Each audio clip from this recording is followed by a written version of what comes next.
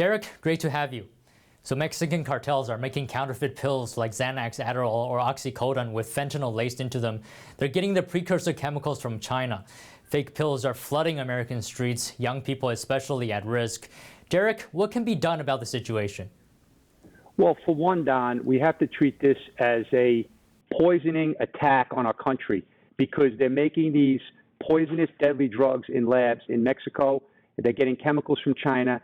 And unfortunately, it's like a tsunami now of these deadly drugs. The whole illicit supply chain has been tainted with this poisonous fentanyl.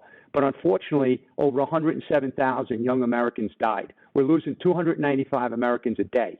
This is like a chemical weapons attack against our country. Why is there such a high level of deaths among young Americans? Well, basically, they have access now on the social media sites. They're able to order these pills and order these drugs online, so they don't have to go out to some alley and go find a drug dealer. They could go online, go on Snapchat, go on Instagram, and they can actually get the stuff delivered right to their location. And a lot of these kids that are under a lot of pressure now, social anxiety, social isolation, depression, they may be on legitimate pharmaceutical pills, but then when the pills run out, they go onto the internet and they buy these deadly drugs, and that's what's happening. This is brand new. We've never had this before. And they could be doing this without their parents even knowing, right? Oh, 100%. I work with the families around America, and unfortunately, they find their kids that are blue, their faces are blue, they're dead at their computers in their bedrooms, and the parents had no idea what fentanyl was. Some of these kids are as young as 13 years old, and they just have such a bright future ahead of them, beautiful families, and unfortunately, they're dying suddenly, and no one knows why. Right now, we have this open border. We have hundreds of thousands of people coming into this country. We have drug deaths at all-time levels. Just as an example, Don, last year, the DEA seized enough fentanyl to kill everyone in America. Has the U.S. seen any improvement or progress in the fentanyl crisis? Absolutely not. Like President Biden said that this is an unusual and an extraordinary threat to the United States national security, but yet there's no action.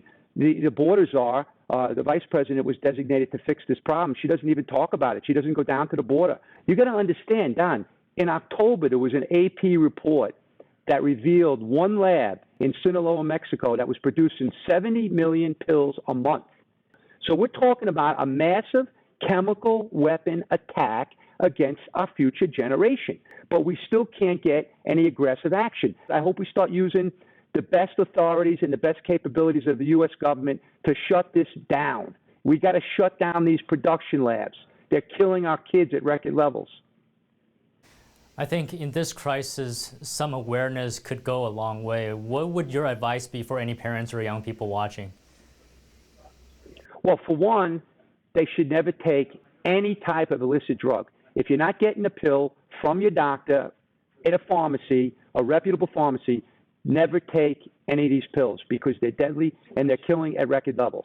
That's number one. Number two, they have to get away from this concept that it will never happen to my kid. My kid is an athlete. My kid is a great student. My kid's going to an Ivy League school.